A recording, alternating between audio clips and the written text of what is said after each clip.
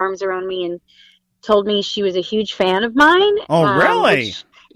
Which I was like, I think she's talking to the wrong person. I think you got me mixed up with somebody. I'm sorry, do I know you? I know. I was like, oh, and but then she started talking about Turn on the Radio, and then I found out, as crazy as life is, she was there when Reba heard the song for the first time, and she was a huge influencer in Reba cutting my song, which I had no idea. And then here I am getting, to sing this song live with her that I'd done on her record. And it was an amazing experience. And then after that performance, she hired me to do her European promotional tour for the rest of that album. And it was an amazing experience. My first time getting to perform overseas. And Kelly is one of my favorite people. Funny, sweet. She's exactly what you see on television. That's her. Just genuine. That is amazing, too. You also talked about Vince Gill for a little bit, and you can just tell us a little bit about what's it like working with Vince Gill? Well, Vince is a ridiculous singer. What? He sounds pretty good to me. He's so amazing. His voice it just makes me want to melt. I think his voice is amazing, and he's just a kind soul. But I've actually gotten closer to his wife, Amy Grant, because I've toured off and on with her for the last 2 years. And so I've gotten to know so much about them and their family and what it's like being a married couple in the public eye. And Amy has just kind of schooled me on so much. She knew I had all these opportunities to be an artist, and she's been so supportive. And if I have any questions about anything, she's the person I would call. What do I do about this, or how do I handle that? She'd be there. And so she's kind of, I feel like, a bit of my mentor in the music industry. And I'm just so grateful, to be able to talk about all these people and say all this stuff. I'm just really grateful. It's been a great life leading up to all of this and all these opportunities. I'm thankful. And it's amazing, too. And, of course, you've also worked with Sheryl Crow as well, too, Trace Adkins, and Mary J. Blige, a little bit away from the country western. But George Strait you saw in there, and Big and Rich you also sang. You can just tell us about some of the names, especially the legend himself, George Strait. Yeah, so I've gotten to been so fortunate to get to be called on to sing background vocals for different artists for award shows or TV specials or things like that. So Sheryl Crow she did a CMT Christmas on ABC special, and so I got to perform with her and Luke Bryan and Mary J. Blige, and it's always interesting to see how everyone interacts. Do they acknowledge the band? Are they friendly? Are they not? Are they standoffish? Are they, and I've had a really amazing experience with everybody that I've been able to work with, whether I've been just performing once with them or touring with them. Everyone's been really, really approachable, really nice, really down to earth. And like I said, I always soak that stuff in, because when you want to be an artist yourself, you always want to learn. You want to learn from the people that have paved the way for you in so many different ways. And so that's kind of what I've done. I've just soaked in as much as I can about all of these different people and the way they handle certain situations and all that stuff. So it's been fun. It does sound amazing, too. And, of course, so we'll get to some of the other performances, including The Voice and many others. Listen to The Mike Wagner Show at themikewagnershow.com. Powered by Sonic Web Studios. Visit online at sonicwebstudios.com for all your needs. Looking for a professional website without breaking your budget? Sonic Web Studios is the answer. Sonic Web Studios offers fast, affordable, custom web designs that blow the competition away.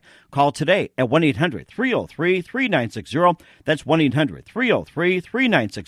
Or email to support@sonicwebstudios.com. Mention The Mike Wagner Show. Get 10% off your first order. Sonic Web Studios. Take your image to the next level. Also, The Mike Wagner Show is brought to you by Evan Fine of the Senior Reserve Group. When you start thinking about retirement, who you can call about Medicare? Why call the best? Evan Fine of Senior Reserve Group specializes in Medicare, health, and long-term care insurance. Evan can be reached at 1-800-650-9357. That's 1-800-650-9357. Or email to evanfind@scenereservegroup.com. Evan is licensed in New York, New Jersey, Pennsylvania, Connecticut, Delaware, South Carolina, and Florida. Also, The Mike Wagner Show can be heard on themikewagnershow.com. You can also check our Facebook at facebook.com/The Mike Wagner Show. You can also download and listen on SoundCloud, Spreaker, Spotify, and iHeartRadio. And also watch the interview on YouTube as well, and follow The Mike Wagner Show on Instagram. And coming next month, you can also watch The Mike Wagner Show on TLBTV.com. That's the Liberty Beacon TV Network.com, coming near you on The Mike Wagner Show. We are here with Crawfordsville, Indiana native Cherie Oakley, country western singer. She was on the first season of The Voice. She wrote with Reba McIntyre and performed, as well as being involved with Turn on the Radio. She sang with the band Perry, Martina McBride, Kelly Clarkson, Vince Gill, Gretchen Wilson, and more. And she also performed on numerous music awards like Billboard, American Music, the ACM, CMA, and more. And maybe just tell us a little bit about that. And what was your favorite music award show that you've been on? Gosh, I did the Billboard Awards with Kelly Clarkson, and that was a really awesome experience because you get to see so many people from so many different genres. It's the Billboard Awards, so they've got everybody from every genre you can imagine, and so that was really fun for me. Yeah, I would say that one was probably my favorite one. That sounds like it, too. And this also led you to being on The Voice in the first season. And you're also a finalist on that show. And you also made some great news. And just tell us about that. So I was on The Voice the first season. And, I had a great time. If anybody asks me, should I do The Voice? I always tell them it's amazing exposure. There were 14.4 million people that watched my Battle Round episode. And that was another show that Kelly Clarkson had mentioned when she met me, that she was rooting for me on that show. So it's one of those things where you sit back and you go, wow, I didn't even realize the impact that show was going to have when I did it. I'm proud to be an alumni from it. It was an amazing experience. It's very different now than the first season. The first season, they were trying to figure a lot of things out, and so they flew us out, and we stayed there for a really long time. Now they fly you out, they fly you back. So it's kind of like Survivor meets meets a singing competition, because they weren't really sure, what kind of a show it was going to be. So there were some kind of crazy things they asked us to do and stuff, which was a little like, what? It was a crazy experience. I'm thankful that I did it. Christina was amazing to work with, an absolute professional. She was so kind and so sweet and so gracious. So I loved every second of it. It sounds amazing too. It made me think when you mentioned about Survivor meets, what you mentioned, I was thinking of Survivor meets Simon Cowell, or so-called Simon Cowell, or Simon Wannabes. That's what makes me think of. Right. Right. Yeah. So that led up to where you have you basically went on tour with a lot of people: Carrie Underwood, Kelly Clarkson, Gretchen Wilson, Amy Grant, and Reba McIntyre. Also wrote the song "Turn on the Radio," and eventually this all led you to performing your own hit, which is called "Work It," which is currently on the charts right now. And tell us all about that one. Yes. So "Work It" is a song I was inspired to write when I really noticed how difficult it was for a female in country music. I noticed a really big difference between men being played versus women. I noticed that they were having to actually change the number of nominees in female categories because they didn't have enough women that were successful enough to meet that number. So they actually had to lower the numbers for women. I also noticed as a songwriter, when I would walk in, people didn't want to write a song for women. And it was really disheartening to me. It was frustrating to me. It was upsetting to me. And instead of getting down about it, I thought, there's got to be something I can do. I have to do something. I'm not the kind of person that can just sit there and see a problem and just go, oh, well, let's just pretend it's not happening. I'm the kind of person who goes, no, I got to do something about this. I can't just let this alone. And so I thought, well, what can I do? Who am I? How can I make a difference? And then it kind of dawned on me one day, where I thought, what, are you crazy? You're an artist. You have the biggest platform to be able to make the biggest difference of anyone. All artists do. All artists possess such an amazing platform to be able to encourage people, cause people to sit back and think and second guess, maybe what they're doing or what they thought they were doing, or challenge people by writing songs that you're passionate about and performing them.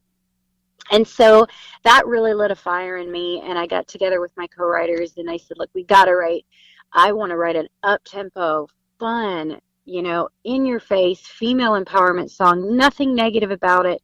I just want it celebrating women.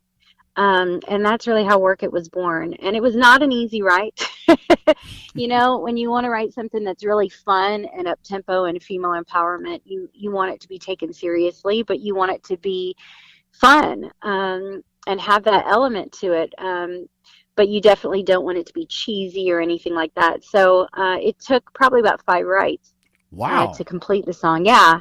But I'm also really a bit of a perfectionist. Everything has to sound and feel just right to me. And so we sat in a room probably about 4 times. And then the 5th time I sat by myself and I went, okay, there's some things about this that just aren't working. And I just changed those things and honed it in. And then I went to my husband. We have a studio in our home, and I said, okay, just trust me. I said, I want you to find a groove. And he found a groove, and I laid down all the vocal parts a cappella with no instrumentation whatsoever.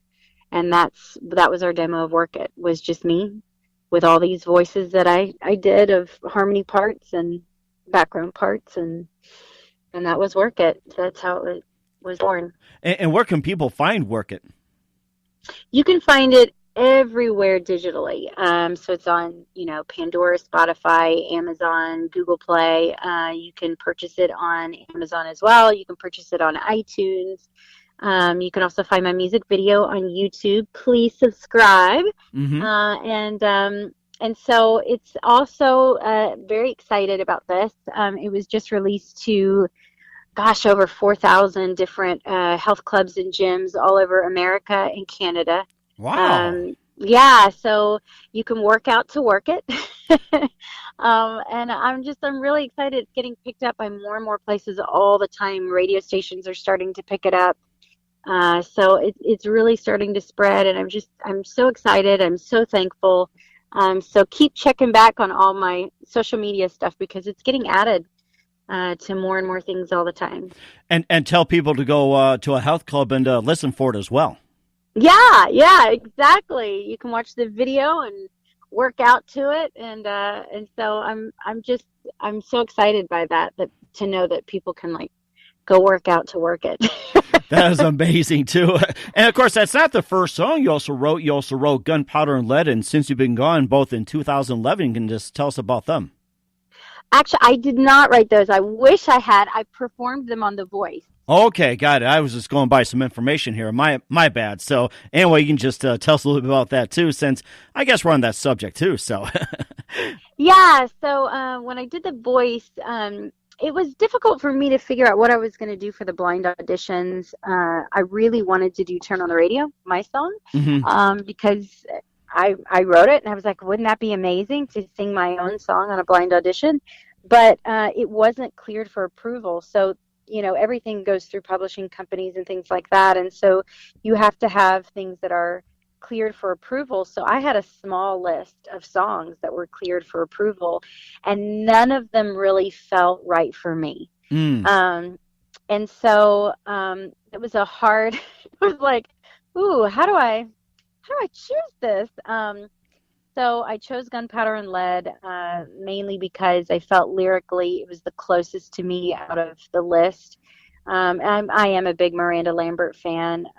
Got to do a lot of shows with her when I was out with Gretchen, and so it had a bit of a sentimental, value to it for me as well. And so I chose that one. I don't I didn't feel like it was a good fit for me artistically, but it was definitely the closest out of the list.